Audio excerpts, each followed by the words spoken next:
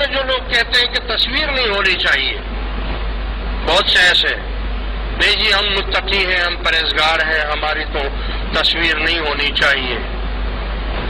میں کہتا ہوں بھائی تمہارا تقویٰ ٹھیک ہے، گناہ ہوگا ہم سرکار سے معافی مانگ لیں گے،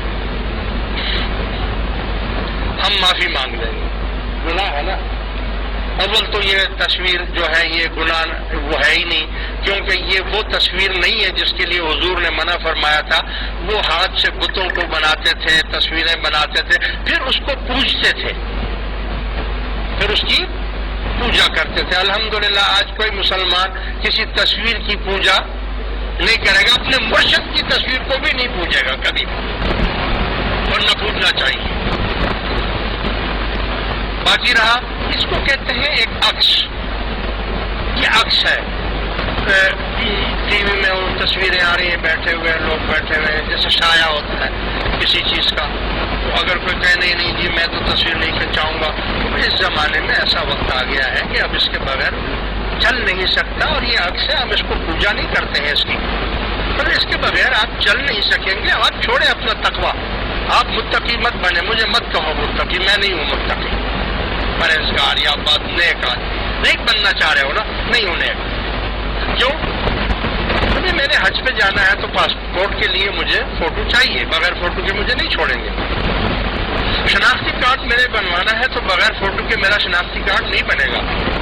بچوں کو اسکول میں داخل کرنا ہے تو بغیر تصویر کے وہ جناب علی بچے داخل نہیں ہوں گے۔ ہاں، آئینہ دیکھوں گا، شیشہ دیکھوں گا تو تصویر اس میں آئے گی۔ شیشے کو دیکھوں گا کھڑے ہو کر تو اس میں صورت میری آئے گی۔ میں اس شیشے کو پوجا نہیں کرتا، پوجتا نہیں ہوں۔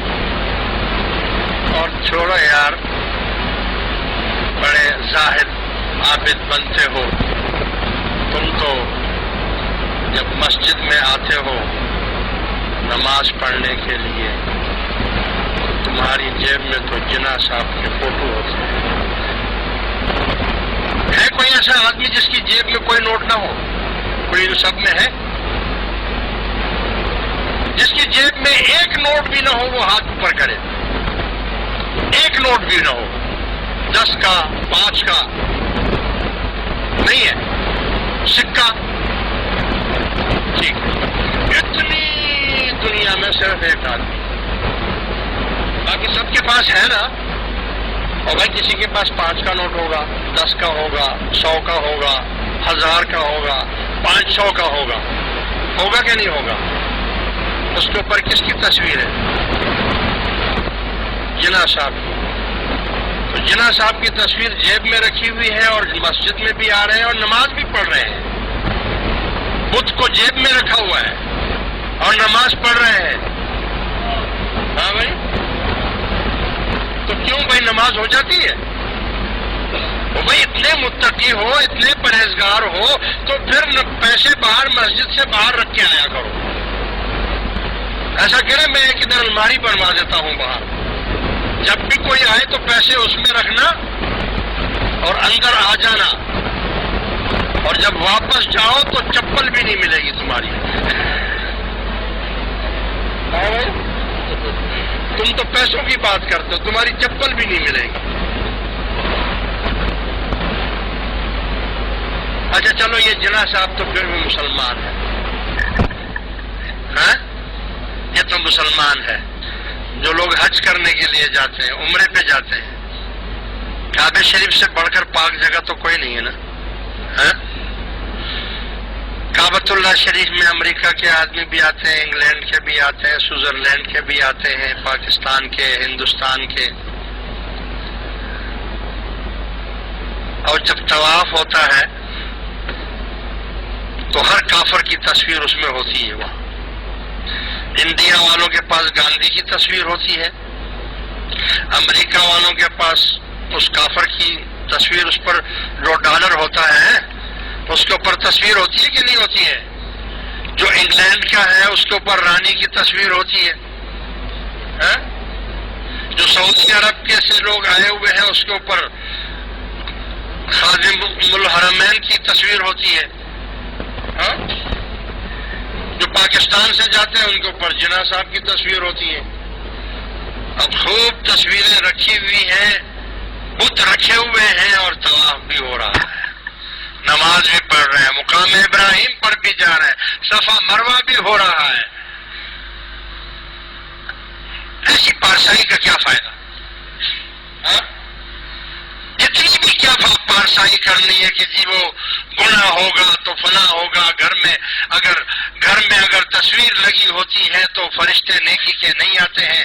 اور بعض مولوی تو اتنے سخت ہو گئے ہیں کہ وہ کہتے ہیں کہ اگر گھر میں تصویر ہوتی ہے تو اس گھر میں نماز ہی نہیں ہوتی ہے.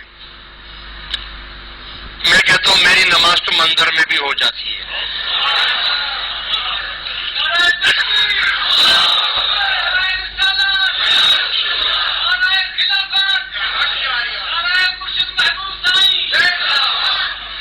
کیوں نہیں ہوگی بھائی؟ میں بتخانے میں جا کر نماز پڑھوں گا تو کیا میرا رب اتنا بھولا ہے، اتنا ناسمجھ ہے؟ میرے اللہ کو یہ بھی نہیں معلوم ہے کہ یہ کس کی نماز پڑھ رہا ہے، بت کی نماز پڑھ رہا ہے یا میری نماز پڑھ رہا ہے؟ مجھے اس سے کیا واسطہ ہے کہ وہ کعبہ ہو یا بت خانہ؟ پھر ضروری طور پر تو جانا ہی نہیں چاہیے، لیکن میں ایک بات کر رہا ہوں، ورنہ بت خانے میں ہمارا کیا کام ہے جانے کا. لیکن میں ایک مثال دے رہا ہوں کہ اگر کوئی ایسا موقع آ جائے کہ آپ کو بت خانے میں بند کر دیا جائے تو کیا آپ نماز چھوڑ دیں گے؟ بولو بھائی. مندر میں آپ کو قید کر دیا، بند کر دیا، جاؤ مندر میں، مسلمان ہو، بند کر دیا قید خانے میں، اور مندر ہے اور بت لگے ہوئے چاروں طرف، نماز کا ٹائم ہو گیا ہے، پانی بھی نہیں ہے، آپ تیمم کر کے نماز پڑھیں گے کہ نہیں پڑھیں گے؟ ہاں؟ میری بلا سے بت ہے تو ہوگا، اپنے لیے ہوگا، مجھے اس سے کیا واسطہ ہے؟ میرا تعلق تو اپنے رب کے ساتھ ہے.